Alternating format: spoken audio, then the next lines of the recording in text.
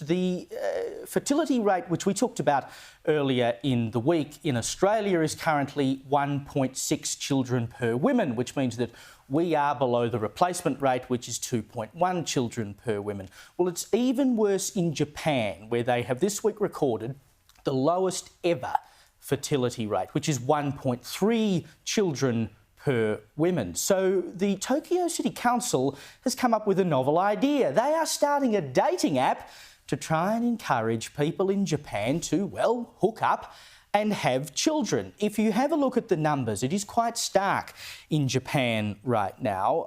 If you look at marriages, for instance, between 2022 and 2023, you had 519,000 marriages in 2022. That was down to 489,000 in 2023. Meanwhile, deaths were up for 1,582,000 to 1,590,000.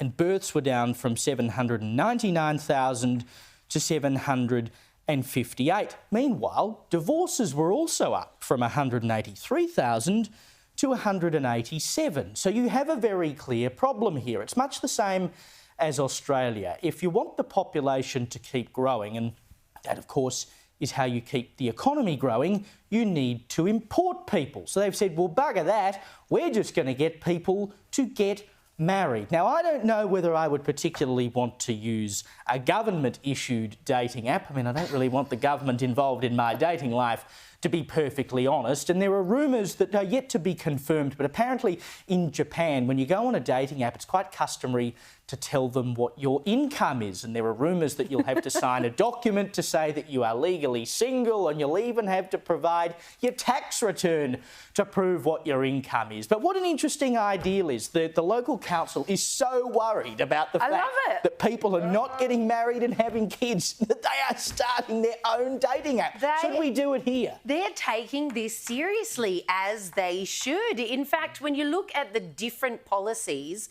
that different countries have to promote marriage, to promote families, Australia just seems to be nowhere. We can see similar happening in our own demographics. It's been happening for a very long time, and we've simply done nothing. If you look at Hungary, those guys, you get a 25% reduction in your income tax, ladies, for every single child you have. Therefore, if you have 4 children, no income tax for the rest of your life. Finland and Sweden, you get an allowance, a monthly allowance for every single child you have until that child turns 16. Then the allowance gets turned off. Singapore have, similar to our baby bonus, $11,000 for each kid you have.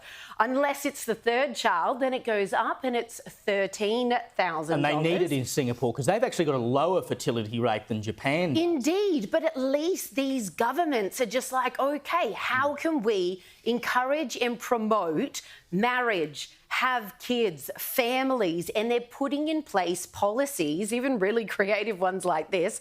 Obviously, it's not a policy, but they're doing what they can to facilitate that. And I'm constantly ripping my hair out that Australia just seems to be watching it happen year in, year out, decade in, decade out now. It was back in 2000 that at that time it was the lowest fertility rate on record for Australia ever at 1.7. And the Howard government was like, right, baby bonus. The very next year, they got those stats and they were like, we got to do something. Our governments, successive governments, have simply just gone, oh, well, we'll import. That's it. We'll just rely on immigration. That is no way to keep a country up and running.